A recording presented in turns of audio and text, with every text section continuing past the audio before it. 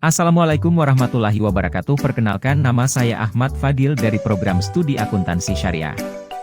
Langsung saja saya akan membawakan materi yang berjudul Perdagangan Internasional dan Kurs Mata Uang dalam Makroekonomi Islam. Pembahasan yang saya akan bawakan, yang pertama pengertian perdagangan internasional, yang kedua aturan Islam dalam perdagangan internasional, yang ketiga manfaat perdagangan internasional, yang keempat faktor pendorong terjadinya perdagangan internasional, yang kelima dumping dalam perdagangan Islam, yang keenam nilai tukar dalam perdagangan Islam.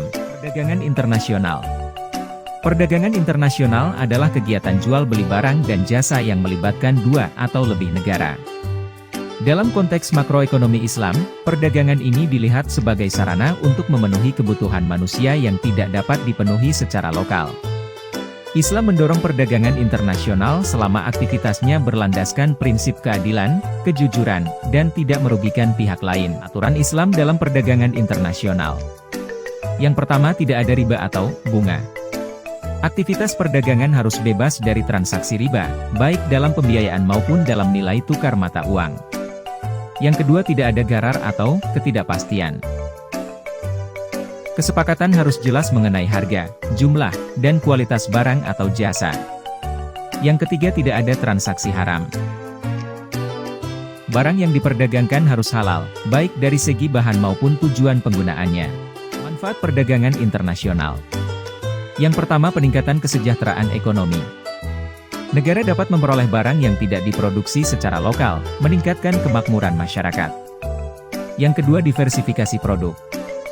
Memperkenalkan berbagai produk dari negara lain yang dapat memenuhi kebutuhan konsumen. Yang ketiga, kerjasama antar bangsa. Mempererat hubungan antar negara dan menciptakan stabilitas ekonomi global. Dan yang keempat, distribusi kekayaan yang adil. Dalam ekonomi Islam, perdagangan internasional mendorong distribusi kekayaan yang lebih merata melalui aktivitas ekonomi yang sesuai syariah. Selanjutnya, faktor pendorong terjadinya perdagangan internasional. Yang pertama, perbedaan sumber daya alam. Tidak semua negara memiliki sumber daya alam yang sama, sehingga terjadi saling tukar kebutuhan.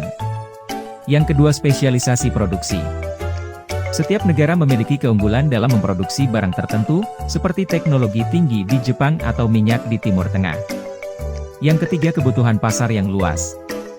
Produsen mencari pasar yang lebih besar untuk meningkatkan penjualan dan efisiensi produksi. Selanjutnya yaitu dumping dalam perdagangan Islam. Dumping adalah praktik menjual barang di pasar luar negeri dengan harga lebih rendah dari harga di pasar domestik. Dalam Islam, dumping dianggap tidak etis jika tujuannya adalah untuk menghancurkan kompetitor atau merugikan pasar negara lain. Islam menganjurkan perdagangan yang adil dan saling menguntungkan. Selanjutnya, nilai tukar dalam perdagangan Islam. Nilai tukar dalam perdagangan Islam merujuk pada konsep nilai yang diberikan kepada suatu barang, jasa, atau mata uang dalam konteks transaksi perdagangan yang sesuai dengan prinsip-prinsip syariah. Dalam Islam, nilai tukar sangat erat kaitannya dengan keadilan, transparansi, dan kepatuhan terhadap hukum-hukum yang ditetapkan dalam Al-Quran dan hadis.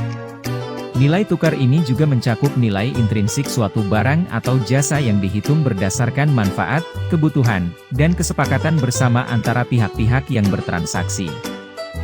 Dan yang terakhir, transaksi nilai tukar harus mengikuti prinsip-prinsip berikut.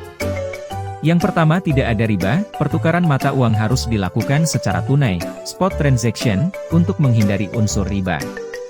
Dan yang kedua, kejujuran dalam nilai tukar. Nilai tukar harus mencerminkan kondisi pasar yang wajar tanpa manipulasi. Sekian dari saya, mohon maaf jika ada kata yang salah atau kurang berkenan karena manusia tempatnya salah dan lupa, wajarlah manusia bukan Nabi Boy.